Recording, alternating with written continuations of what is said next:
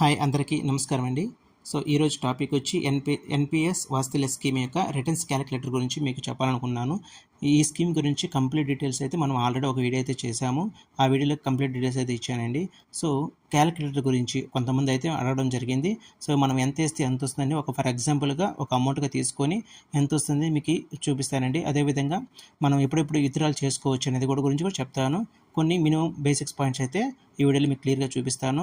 So ఎవరైతే skip చేయకుండా ఈ వీడియో అయితే క్లియర్గా చూడాలనుకుంటున్నాను. సో ముందుగా ఎన్పిఎస్ వాస్తవ్య స్కీమ్ అయితే మనకి కేంద్ర ప్రభుత్వము సెప్టెంబర్ 18, 2024 అయితే ప్రారంభించడం జరిగింది. ఇది కేవలం చిన్నపిల్లల యొక్క రిటైర్మెంట్ బెనిఫిట్స్ కోసం అయితే ఈ స్కీమ్ అయితే పెట్టడం జరిగింది.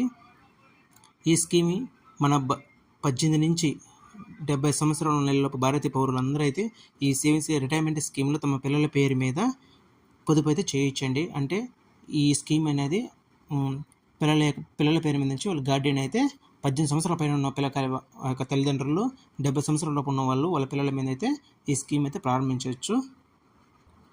అదేవిధంగా ఈ స్కీమ్ యొక్క రెసిడెంట్ ఎన్ఆర్ఐలు కూడా తమ పిల్లల మీద అయితే ఈ స్కీమ్ అయితే తెరవచ్చండి. సో ఎటువంటి అయితే అబ్జెక్షన్ అయితే లేదు. సపోజ్ ఉదాహరణకి అప్పుడే పుట్టిన బిడ్డ పేరు మీదుగా తల్లిదండ్రులు ఎన్పిఎస్ వాస్తవ్య స్కీమ్లో నెలకు 1000 రూపాయలు కానీ వాళ్ళు నెలకు 1000 రూపాయలు చొప్పున డబ్బులు పెట్టారు అనుకుందాం. సో 18 ఏళ్ళ తర్వాత బిడ్డకి ఎంత డబ్బు వస్తుందంటే సంవత్సరానికి వచ్చే వడ్డీ వచ్చి 12.86% ఉంటుంది.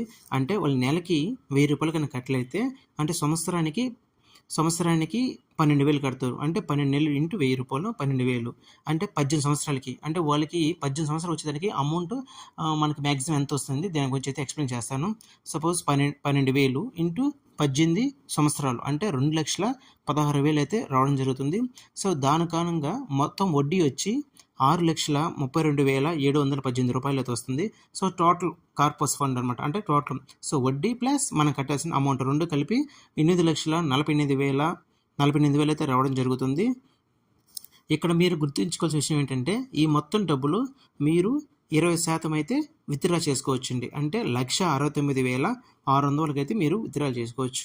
అంటే మిగతా డబ్బులు అనుకోవచ్చు. సో మిగతా డబ్బులు 80% అనేది ఒక యూనిటీ ఫండ్గా మళ్ళీ మనం ఇన్వెస్ట్మెంట్ చేయాల్సి వస్తుంది.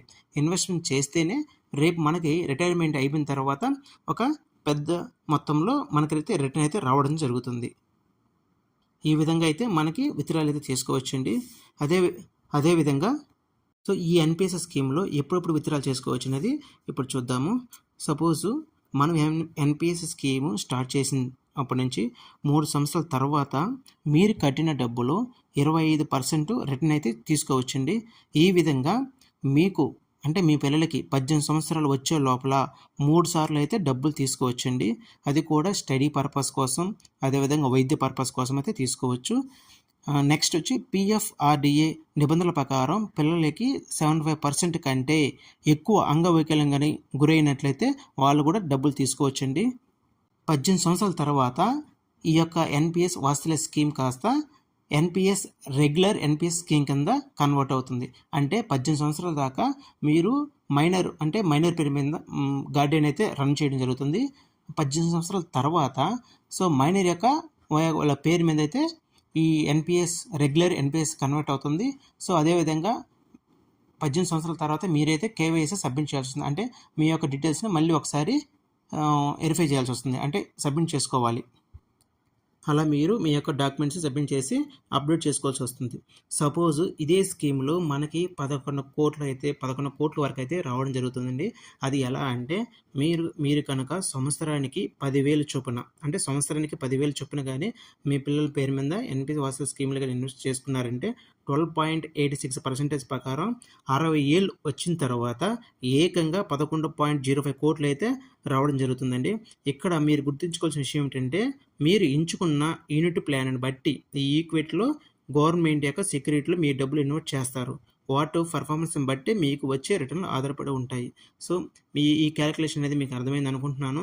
సో సింపుల్గా అయితే మీకు ఎంత వేస్తే ఎంత వస్తుందని చెప్పానండి.